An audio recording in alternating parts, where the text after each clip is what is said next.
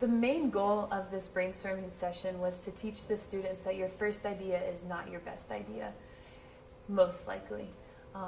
There's a famous quote that says something along the lines of, in order to have a great idea, you first have to have many good ideas, and many ideas in general. And so that's what we were really trying to push on these students through these brainstorming activities. The first day we introduced 3 types of brainstorming, and then the second day we followed that up with 2 more. And by the end of those 2 classes, after introducing those 5 different methods, we really wanted to see which of those methods the students really latched onto. And I'm really curious to see how many of those methods they're going to use in brainstorming solutions to their clinical need within the class. So the first type of brainstorming that we introduce the students to is morphological charts.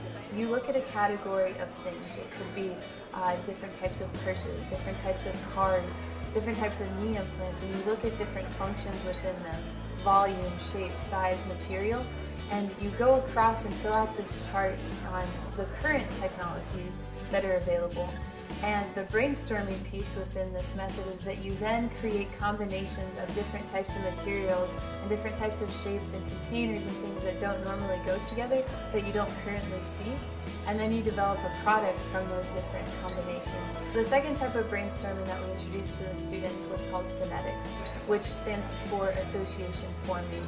We had small groups of students nominate 2 people in their group, and one person said a random word and the other person said a normal bioengineering device. And those 2 words then launched their brainstorming session, and they had to find a way to create a product from those 2 words, whether or not they were just looking at the products themselves or if they were bringing in characteristics from each word and morphing those together to create a product or a service that currently is not available. The third type of brainstorming that we introduced to the students was the funny hats, or the 6 thinking hats.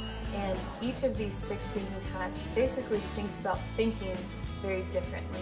And we wanted to introduce this idea that in your senior design group, you might have 5 green hats, or you might have 5 black hats, or you might have a mixture of all of these different types of thinkers in your group. And how can you best utilize them? So the activity that we engaged in was they had to write one of their clinical needs on the board, and then they approached that need from each one of their assigned roles. So the black hat was a little bit more negative about the solutions that they were coming up with to fill that need. The blue hat was thinking about managing the team, whereas the red hat and the yellow hat were thinking about emotions and positivity. And it was a really interesting dynamic at each table to see how those hats integrated with each other when it came to creating a solution for that real clinical need that they are thinking about engaging in later in the class.